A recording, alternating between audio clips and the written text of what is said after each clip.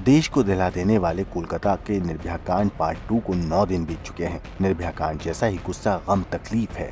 लोग सड़कों पर हैं, लेकिन जांच के लिहाज से मामला अभी किसी मुकम्मल नतीजे तक नहीं पहुंच पाया है।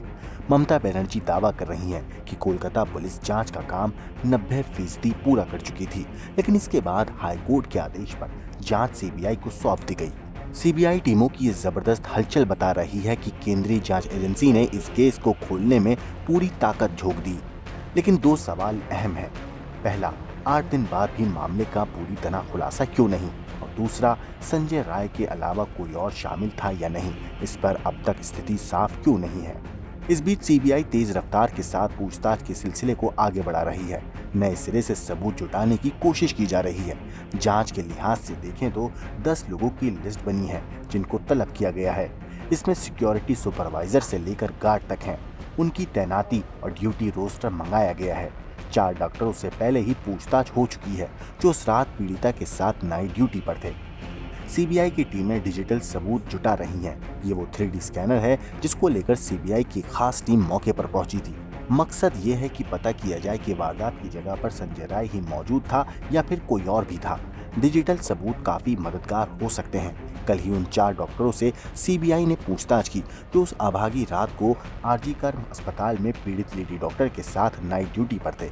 इन डॉक्टरों से काफी अहम जानकारी मिली है और इसी के आधार पर नए लोगों को तलब किया गया है। सीबीआई ने आरजीकर अस्पताल के प्रिंसिपल संदीप घोष से भी कई घंटों तक सीजीओ कॉम्प्लेक्स में पूछताछ करी। खबरें तो यहाँ तक फैली कि उनको हिरासत में लिया गया है, लेकिन ये सच नहीं था। इसके अलावा भी सीबीआई ने कई सीनियर डॉक्टरों, प्रशासन के अफसरों और जूनियर स्टाफ के साथ पूछताछ की है।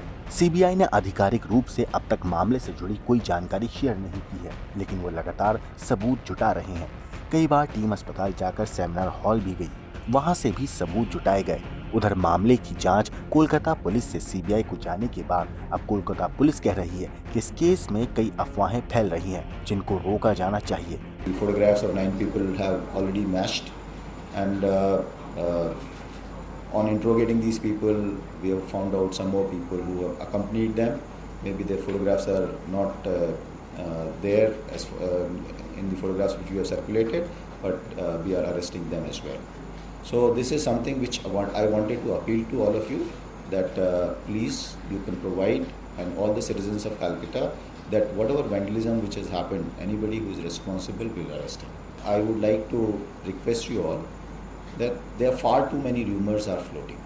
There are far too many rumors are floating which have no basis. Kolkata police की अपनी दलील है, लेकिन उम्मीद की जानी चाहिए इस केस का जल्द खुलासा होगा। ब्यूरो रिपोर्ट, क्राइम तक।